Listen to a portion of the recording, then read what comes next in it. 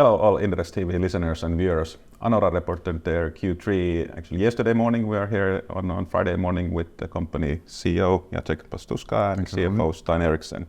Hello gentlemen. Thank you very much, Carl. Thank you. Yeah, so let's start actually from few weeks back. You issued a profit warning, then lowering the full year guidance, and you mentioned specifically the September volumes. I guess the volume development has been overall softer during the year, but is that the only reason behind the profit warning, or has there been some disappointments kind of on your own activities, is market shares or cost development or such? Yes. No, to answer quickly, it was the key reason. It's the volume performance of the monopoly markets especially, but Denmark wine was not different in this respect, was very soft in September. The previous 2 months of the quarter were acceptable, also not ideal maybe because the whole year is relatively depressed, but it was acceptable and decent. Yeah. This was something that we could have offset on other fronts. Yeah. But the September drop was so significant that we were no longer able to offset it fully. So we thought it is appropriate to communicate the profit warning. And now when the full quarter results are available, it's quite evident that it was needed. You ask whether this is only volumes. It's not only volumes, and I was clear about it in our release call. There are also other items that impacted this. So volumes sort of make it difficult for us to cover for some of these other developments that we would normally be able probably to offset and to manage without the totality of our P&L. So some things worked as expected, others not. Definitely what didn't work as expected were the volumes again. What worked as expected is our ability to maintain marginality of our beverage business. I'm sure we'll talk about wine because you showed some interest in this subject, so I will cover it later. But generally the marginality of our beverage business is fine. And then on top of this soft volumes, we had these two developments I also mentioned already before. So some sort of operational disruptions that resulted in additional cost in former Globus Wine, in our wine business in Denmark, at the time when we have integrated it into a SAP platform of Anora. And then the second thing was planned increased investment in marketing to support our iconic and best performing, especially internationally, brand Koskenkorva. And much of this expenses behind the new campaign, they came in the third quarter, at the end of the third quarter. There is a bit of phasing of expenses here, but still they affected our ability to deliver according with expectations for Q3. Yeah, sure. And then shortly after the profit warning, you announced that you will be leaving the CEO position after a successor is found. You only have been a year in the job, so can you give any comments why you chose to leave at this point? Yeah, it was a short period. Obviously, part of the answer is in the performance. We struggled this year. It was not a good year, and especially the third quarter was visibly weak. Yes, it was nothing to be proud of. But generally, I would say that the announcement we have made is both factual and complete. It is factual. I have communicated to the board of directors my intent to leave the company when they identify the new CEO, and they are in the process of looking for one. And it's also complete because I have nothing more to add other than the fact that it's obviously linked to our performance this year. Maybe what I should highlight, however, is that we have a well-functioning, very experienced board and management team. Board is very active in following up on our performance, and also the management team is very active preparing the budget for next year.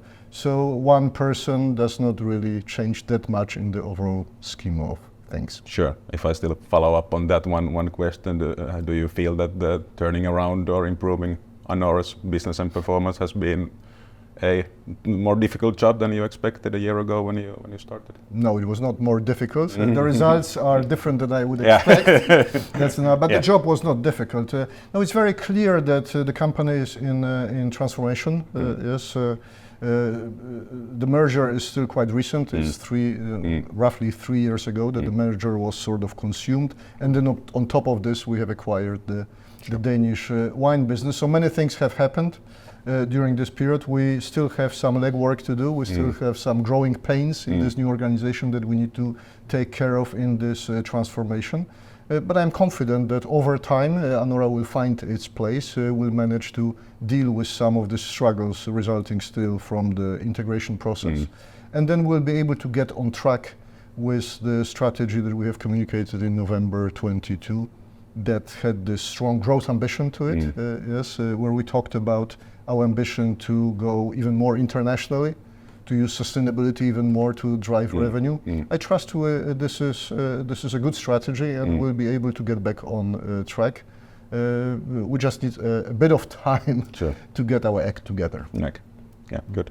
Then maybe Stein, you can take the Q3. Then we already talked about a bit the weak volumes and the various items. But generally, what were the main points of the quarter in your main points of the quarter? Yeah, and correct me, Jacek, but you already touched upon it. But of course, no doubt about it, the top line was weak. We ended 6% below last year, and also it was very broad-based, the decline.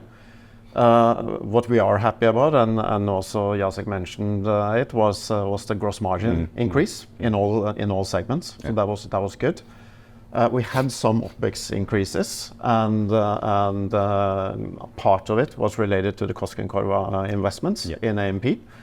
And then from a financial perspective, I think it's fair to mention that we paid down 50 million euros in our long-term debt. So I think that was Q3 in brief. Except for the profit warning that we already mentioned. Yeah, exactly. Yes. And the Globus wine. And the Globus wine disruptions as well. Yes. Yes. Exactly. What specifically catched my eye was the gross margin in wine, which was 3/4, around 30%. Now it was 26%. I know it was partly impacted by these Globus issues, but should we expect something like 30% going forward, or is there some other pressure on the gross margin as well than the temporary things? Good question. We don't guide on the segments, but I guess I can say this, Rauli, that first of all, like you already mentioned, parts of the decrease was related to the Globus wine and the operational issues we had with the integration. And then also remember that Q4 we are selling Blossa, and Blossa normally has better margins than the rest of the wine portfolio. So that's what I can say about our expectations for Q4. Okay. Yes. And can you say anything about the kind of pricing going forward? Probably some kind of.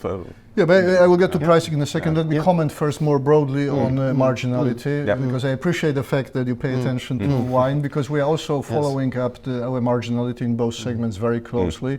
Q3 versus the last period of last year was 160 basis points above, if I remember right, which is by any standard a good gross margin improvement.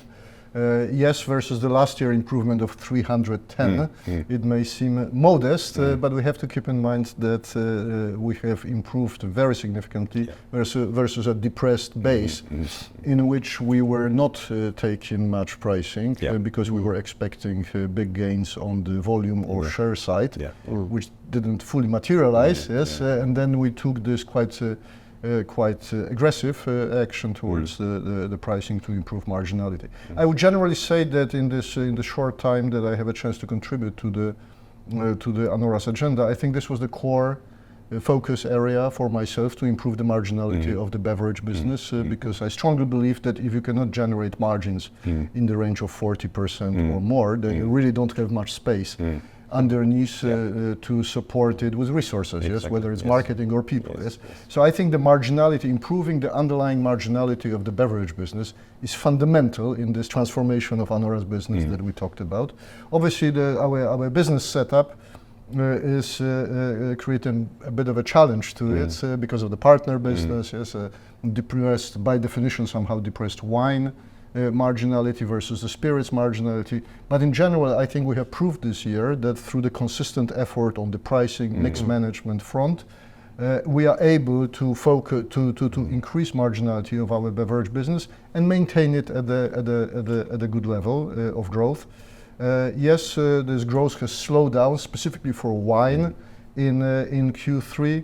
but I would mostly attribute it to one-offs, and we expect that we will get back to a strong trajectory. Yeah, it's clear. It's clear. Then looking forward, you are guiding basically the full year EBITDA around, or adjusted EBITDA around last year, 65 to 70 million. You were 1 million behind for year to date. So it's it indicates pretty flat Q4. But Q3 was clearly lower, and there's a negative volume trend. So can you talk about a bit of the expectations kind of leading up to that flattish Q4 then?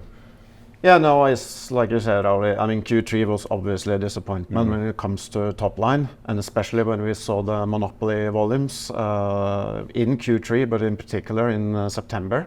Then we saw we saw it necessary to look at a reverse guiding to the market. Of course, still Q4 is really important. As you know, it's almost 50% of our yearly profits. So of course, it's really important to succeed with a good Q4.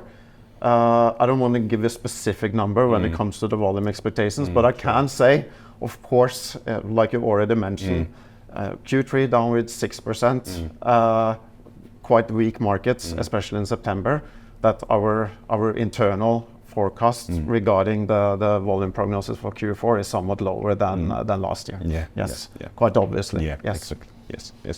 And then looking maybe kind of generally forward, not only Q4, but into the future, and the volumes has been a problem, and obviously that should be then mitigated by lower costs. So do you see how much possibilities do you see on the cost side, or is more pronounced earnings turnaround mostly dependent on the volume development? No, there are always possibilities. They however require judgment of how much you cut the fat and how much you cut the muscle. Yes, so it's always a judgment call in the end, and it's very much dependent on your volume assumptions and expectations. Now, we entered this year with certain volume expectations. It's quite visible that both the market and ourselves are below this expected level. So for us, it's a question that is at the center of our discussions for budget next year. What volume assumptions we should take for next year, and then everything else on the cost side follows. Yes.